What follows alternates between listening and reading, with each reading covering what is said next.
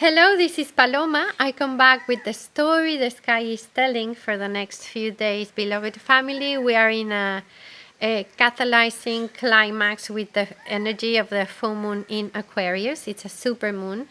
I was thinking about how to bring forward this information because in terms of technicalities like astrological alignments and aspects, it's just so much. It's really crazy. So I will mention some of the dialogues, but I think it's best if I just share with you what I listen to as the energy, the invitations, the possible expressions of these. That for me is a massive update and amplification of our consciousness, of our frequency through this super full moon. I actually taught a class today in my membership with every single aspect, and it's a lot. I think, yeah. What is this? Yes, this is in Spanish. I will manage to do these classes in English eventually, but let's get started. So, full moon in Aquarius, 19th of August, 27th degree. This is culminating a cycle as usual. It's the brightest light into a process that on the one side it has to do with a cycle of a seed we planted in early February this year.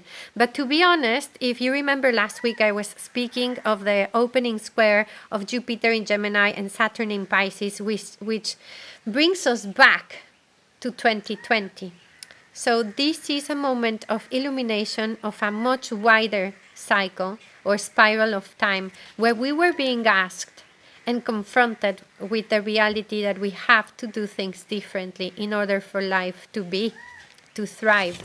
And this is a moment that seems to be like a crisis point, no? A crisis in terms, a crisis of consciousness actually, in terms of how have we expressed, proceeded, created our lives as humanity and as individuals, remembering that we are free and creative sovereign beings. So I was talking today at the introduction of the class like this. Now I think this is a time of revelation, illumination, imminent change. I think we are welcoming these waters of life from the water bearer that are updating our cellular memory. There is the aquatic plasma of our bodies and Mother Earth is being downloaded with these new frequencies. It is an opening and very transcendental update of our consciousness. It's hard not to think of the collective energy when we're talking about Aquarius, yet I would invite you to not get too distracted with what happens in the world, because this is really about a very intimate personal process. The thing is, the change of paradigm happens inside of you, no? It's about how you choose to live your life, your way of relating in interconnection to everything. So it's not from the outside into the inside, it's the other way around.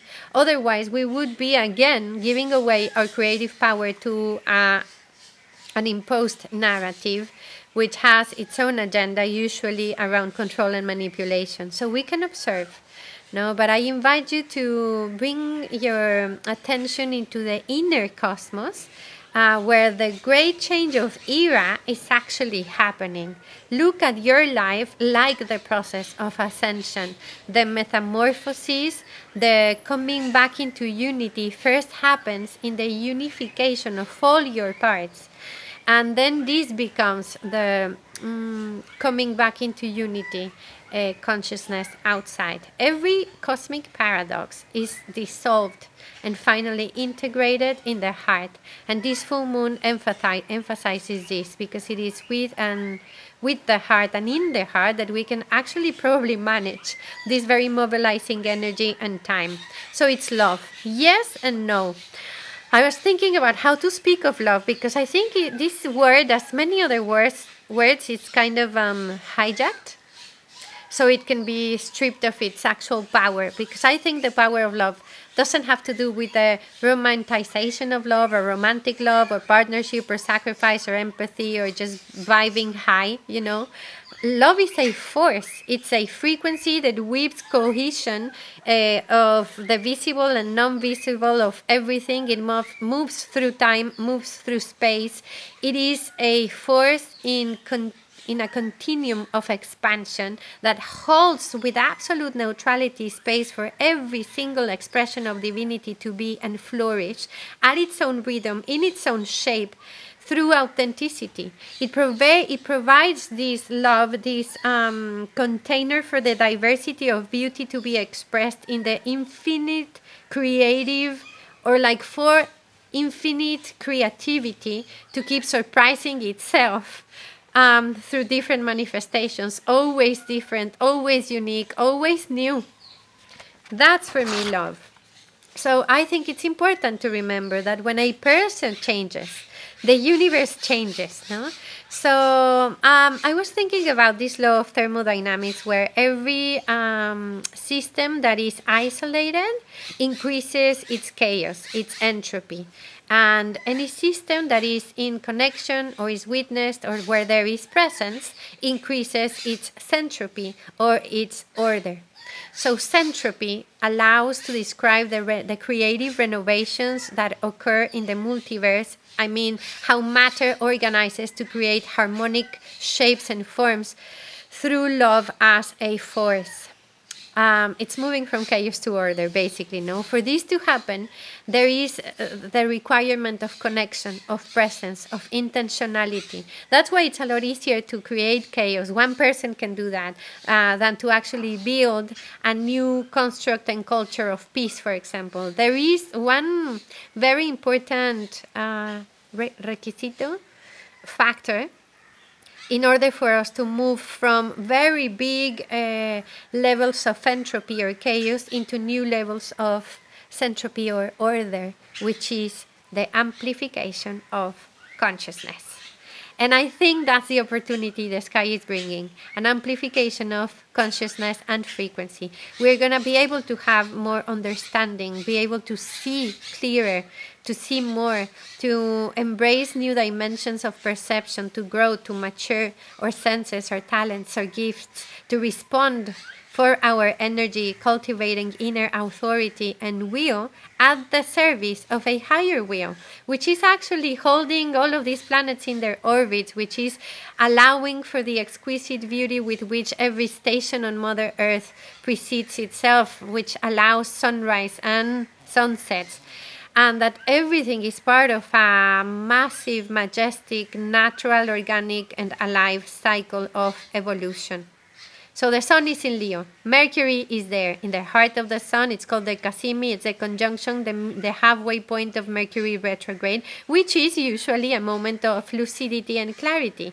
This is a seed moment for restoring the balance between mind and heart, or I would say, putting our minds at the service of our hearts. The heart, where everything in the map of this full moon points to the heart, to the intelligence of the heart as the place where we can actually access strength. Because if we follow the lead of the energy, we will find a moon in Aquarius that responds to Uranus in Tauro, that answers to Venus in Virgo, that answers to Mercury in Leo, that answers to the sun in Leo. Everything is asking us to be suns, suns that irradiate their light, their authenticity to the moon in Aquarius, the community. A community that celebrates and includes everything and everyone. You must have heard, perhaps, if you like astrology, of the very important tensions that this map presents. These are T-squares. I see 3 different T-squares in the map. So the first one is from the Sun and the Moon, 27 degrees of Leo Aquarius, in a square to Urano in the 27th degree of Tauro.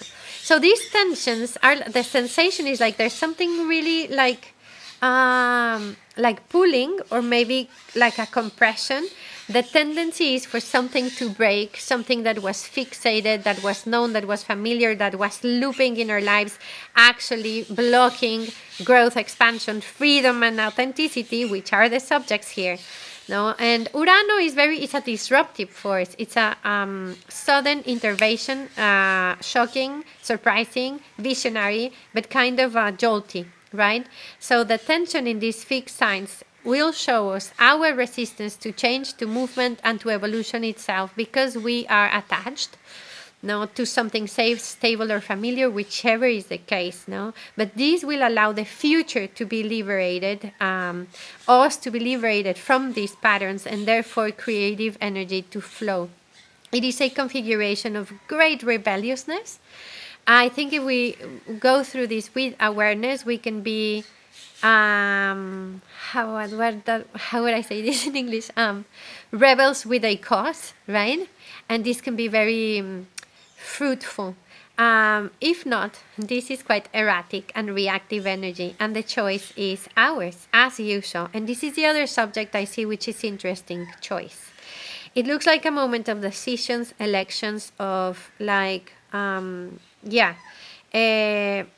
that will require a lot of temperance and maturity in our movement. The second T-square, it implies, it's a mutable T-square, implies Jupiter and Mars in Gemini, squaring Saturn, opposing Venus, squaring Mars and Jupiter. So this is for me where this very big collective cosmic story becomes your story and my story, no? We are talking about Venus and Mars in attention to Saturn. This is like a rite of passage towards the restoration of good relationship, of balance in the creative aspect of who we are. Also, of course, in relationships, but I will also say in the inner relationship and our relating to everything and everyone, because Venus, it's not only about romantic love. The South Node in Libra, it's not only about romantic partners, it's relationships. It's, all of our relationships, everything that we relate to, and that's everything, is being evaluated.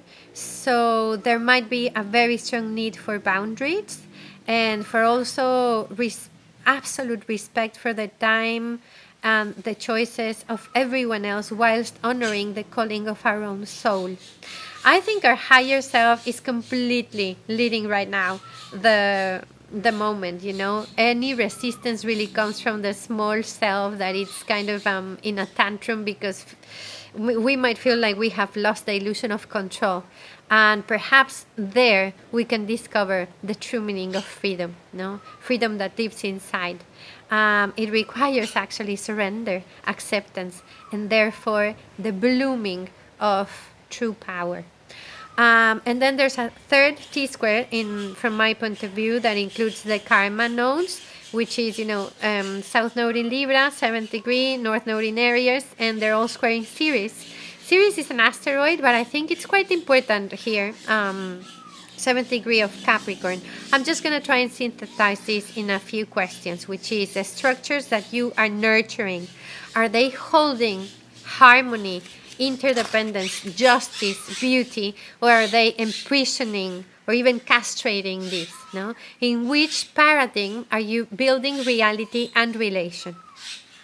It's a big checkpoint, and I would say with tremendous compassion we are recalibrating. It feels like a moment that deconfigurates and then reconfigurates ourselves, with a nothingness in between, a very liminal space between the old and the new. And this moon allows us to have a big moment of awareness. So what are you becoming aware of? What can you see? Because we have like almost every axis active in the sky. The axis of the encounter, of individuation, of thought, of existence, of possessions. There's a lot of places in our lives that are pulling our energy and our attention. And the key to holding it together is in our hearts. It's the sun in Leo, also weaving a beautiful conversation to Chiron. Our prayer for the future is one of healing, of integration. So the only space I don't really see any character at all in the map is the space of Sagittarius, which leads me to perhaps have a key onto how to navigate it, which would be the synthesis of all this information into wisdom, the spiritual quest, the vision quest, and this sense of purpose through the journey. It's also just, let's not forget that this is all just part of the adventure.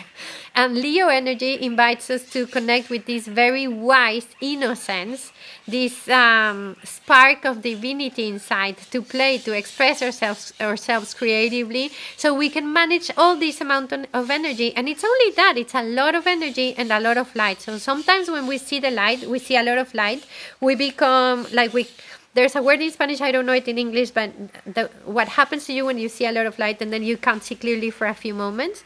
I think that's very much the sensation. And it takes a little time to adjust, again, our eyes. This happens when we look into darkness as well. So give yourself the time to adapt, to adjust. The more fluid, the more flexible we are. In terms of the story we tell ourselves about who we are and about reality itself, more space will be there. The road knows the way, okay? So there will be more space for the truth to tell us what is next, what is freedom for you today. How can you truly vibrate in the highest frequency that you can aspire to as a service to you and to the world, which is authenticity. The highest frequency is truth. So everything that isn't vibrating there will get illuminated. The subconscious realm, which is the moon, will get illuminated so it can be integrated in the heart, where every dichotomy, every paradox, every contradiction finds space, because the 0-point space of neutrality that recreates the dream always knew is right here in our hearts. So this week, this is the energy. Most of the week is permeated by this energy. And also just mentioning, I want to mention that the sun will enter Virgo on the 22nd of August. And I think this Virgo energy, which is Earth, will bring order. The purity of this energy will give us more capacity to simply digest and perhaps, settle this energy, let it fall into the right place inside of us. So let's have some patience. Let's have radical confidence that we are rising into a new spiral of consciousness, and this is always a celebration. This is a harvest of evolution. I wish for you awareness, the awareness that you don't need to be anything other than what you already are, a divine spark irradiating your light, sharing your light with the world. Thank you.